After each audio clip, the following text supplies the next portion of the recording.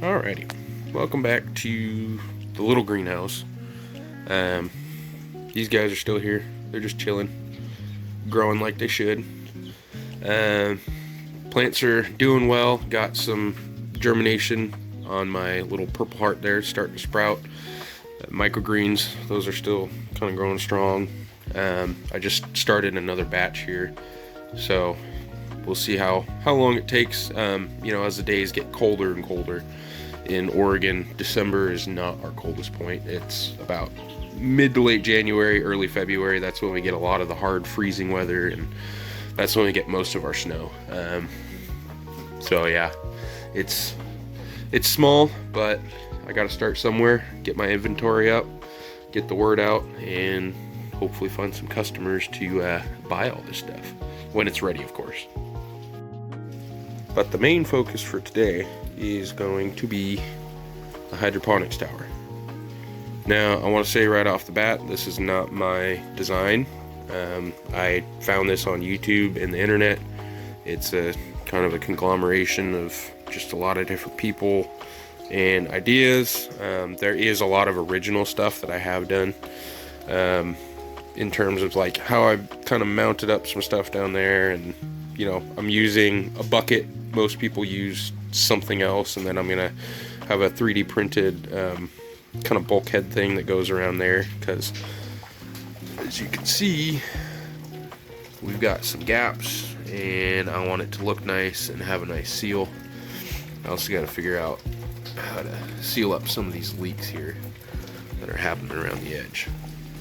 But for the first run, last summer, it went pretty well. It grew some. I just did herbs, so some chives, basil, rosemary, oregano, stuff like that, and it sprouted and it grew. Unfortunately, our weather here, it's cold, so the water got too cold, and that eventually killed off all the plants. So a heating system for this is definitely going to be needed in the near future. But for right now, this is the basis of how it works. First thing I did was got this 4-inch diameter PVC pipe. It's just Schedule 40, nothing fancy. And then I took a heat gun and a 2-inch piece of PVC pipe, and I would heat up the side and then take just a little saw and kind of cut a slice in there, and then heat it up and expand it with the piece of PVC, and then I cut a little ring right here and put in a bushing of 2-inch PVC. I don't know, it's maybe 1/4 inch thick, and then just did a ring of silicone sealant around there too to help it retain as much water as possible. And then I just bought these little guys off of Amazon. These are 2-inch diameter grow cups is what they were called.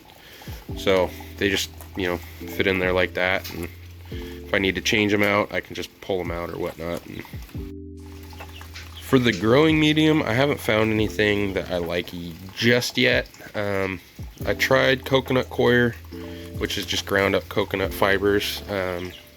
Those expanded too much, and it got the water really dirty because it's just a bunch of little particles.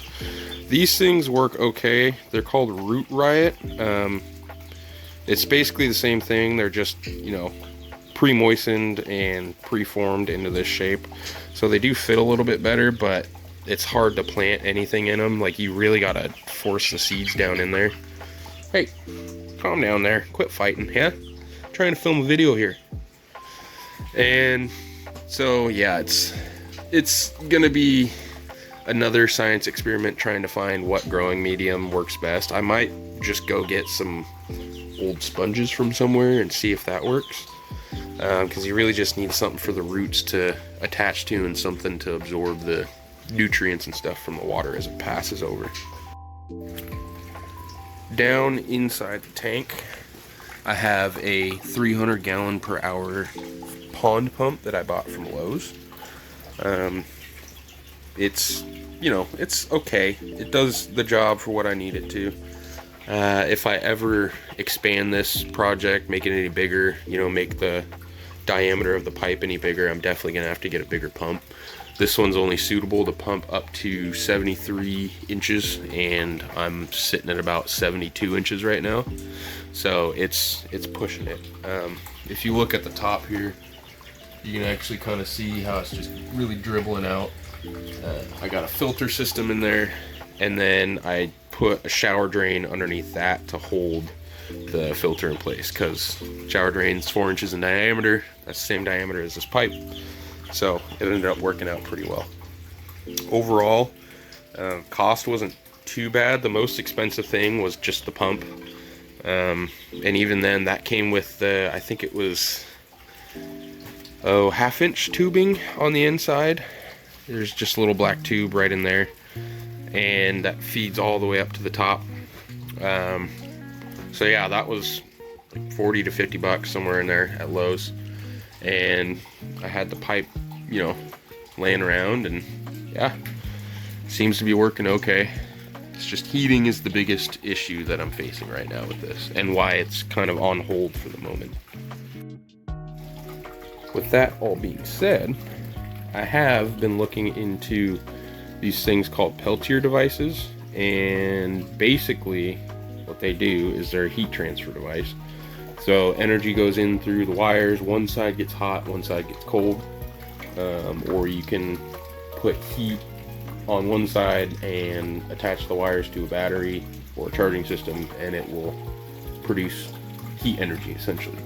You're not getting very much out of it. They're pretty inefficient as they stand right now, so I might have to go with some other more conventional system, like a heating pad, or you know, even looking into a fish tank heater of some sort, just to kind of put down in the bucket there. And because I'm running about 4 gallons of water right now, my mix ratio, I was doing a 5.55 NPK, kind of low, but I wanted to start out low just in the beginning, and then I was doing about 1/4 to 1/2 teaspoon of magnesium or Epsom salt per gallon of water, and it seemed to keep everything pretty happy. pHs were balanced, although we have very, very, very beautiful well water up here. We're up in the hills, so a lot of the water gets ultra filtered, and it's good quality water, so we don't have to worry too much about altering it like in the city, where you have all the chlorine and different chemicals and stuff that they use to purify it. So definitely something I'm gonna have to consider, before taking the next steps, is getting a heater in there. I got a good mix of nutrients that's gonna work. Yeah, just need heat. So yeah, that's gonna do it for today. Don't really have much else in terms of things going on. It's Christmas time, New Year's coming up, and yeah, it's been rainy and wet, so don't really want to tear too much stuff around the property.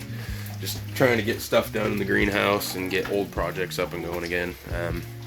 So yeah, this hydroponic system is definitely something that's gonna need some more work, but I'm gonna keep plugging away, and as the money comes, I'm gonna reinvest it in the farm.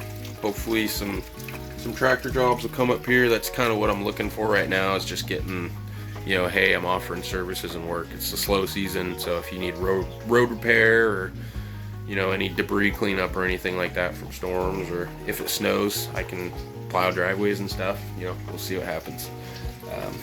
This is just kind of a big science experiment, taking it a day at a time. Can a 25-year-old college kid from the middle of Oregon start a farm without going into debt? We'll see what happens. Yeah, until the next video, take care and have a good one.